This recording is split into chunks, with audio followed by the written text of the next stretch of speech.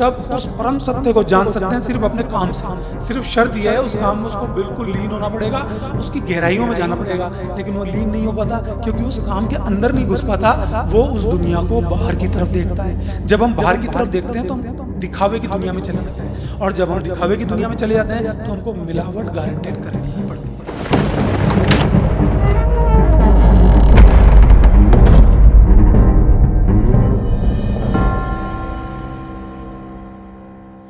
बहुत अच्छी बात आपने कही, जिसमें बहुत परेशानी है। वो है समाज में इसकी एक्सेप्टेंस हो गई है इनडायरेक्टली, कि सामने है, सब समझते हैं, लेकिन रुकती क्यों नहीं, इसको पाप बोला जाता है तो भी। अब देखिए आप, गली गली में मिठाई की दुकानें हैं, मावा, घी, पनीर, बहुत सारी चीज़ें, इससे जो पूरे समाज में हर त्योहार को, दीपावली को, इतनी लाखों दुकानें हैं हर शहर में। इतना दूध कहाँ से आता है, मैं भी सोचता हूँ।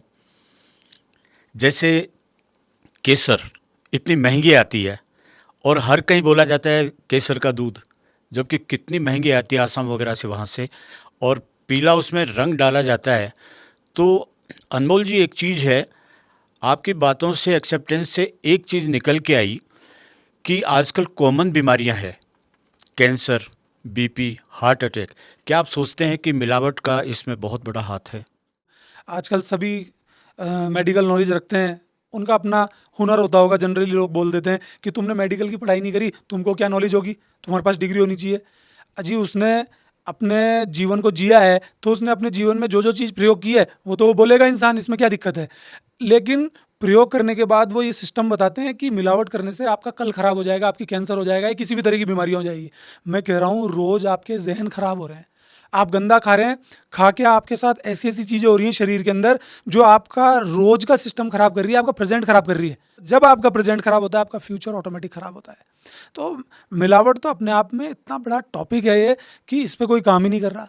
सब लोग पता नहीं किस किस चीज़ पे काम कर रहे हैं। कोई बोल रहा है कि देश इतना बड़ा हो गया, राजनेता बोल रहे हैं कि हमने दुनिया में ये काम किया है।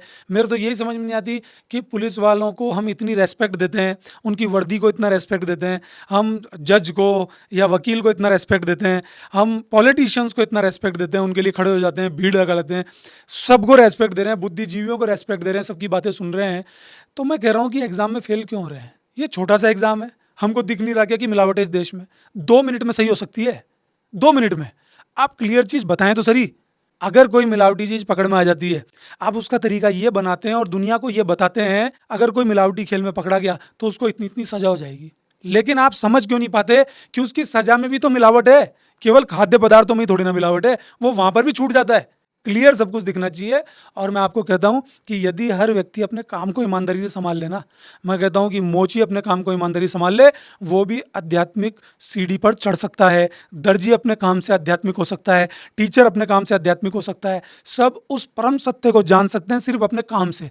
सिर्फ शर्त यह है उस काम में उसको बिल्कुल लीन होना पड़ेगा, उसकी गहराइयों में जाना पड़ेगा। लेकिन वो लीन नहीं हो पाता क्योंकि उस काम के अंदर नहीं घुस पाता। वो उस दुनिया को बाहर की तरफ देखता है। जब हम बाहर की तरफ देखते हैं तो हम दिखावे की दुनिया में चले जाते हैं, और जब हम दिखावे की दुनिया में चले जाते हैं तो हमको मिलावट गारंटेड करनी ही पड़ती है।